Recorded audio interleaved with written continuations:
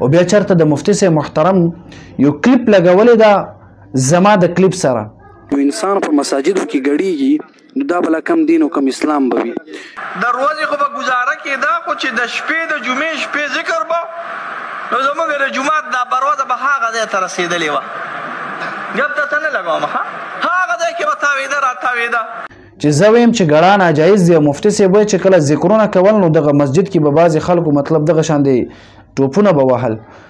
نو د دې خبره هم تاسو وضاحت واورئ چې مفتي صاحب محترم هغه د چا پرده فاش کوي نه، باید چې د دې تحقیقات وکړې شي. نو دغه کم خلکو چې په مسجد کې ټوپونه وهل دا هم ستاسو صفیانو چې هغې به مفتي صاحب خوا ته راتلل او د مفتي صاحب په دغه ذکر مجلس کې هغې به ګړاګانې کول چې الحمدلله مفتي صاحب محترم تدریجا هغې تربیت وکړله چې آخره کې هغې د صفیت نه هم انکاري شوله او بیا حق قبول کړله.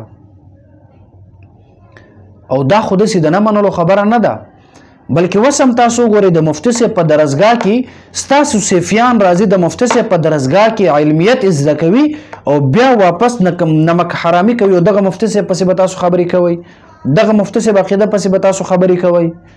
د مفتي صاحب په ذکر مجلس کې خو ګاډېدونکي ستاسو صفیانو او په دغه بیان کې هم مفتي صاحب اشاره ستاسو طرف ته ده چې مخکې هغه خلکو ټوپونه به وهل په دغه ذکر مجلس کې اوس لږ کنټرول شوی دی. هغه د مفتي صاحب شاګردان نه وو، نه هغه دیوبندیانو، نه د مفتي فرید رحمه الله شاګردانو، بلکې هغه ستاسو صوفیانو چې د مفتي صاحب مجلس ته به حاضري کول او دغلته به ګډېدو باندې به شروع شوله او مفتي صاحب هغې تربیت وکړله. باید چې خپل ځان او خپل عقیدې ته سړی وګوري او د هغې مناسبت سره خبره وکړي.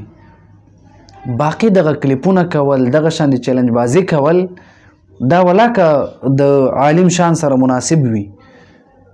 که ته د ګړه دفاع کوي او ته په مسجد کې ګډېدل جایز ګڼي، بسم الله راشه مناظره به وکړو، ته به د شیطان ترجماني وکړي او موږ به د رحمان ترجماني وکړو.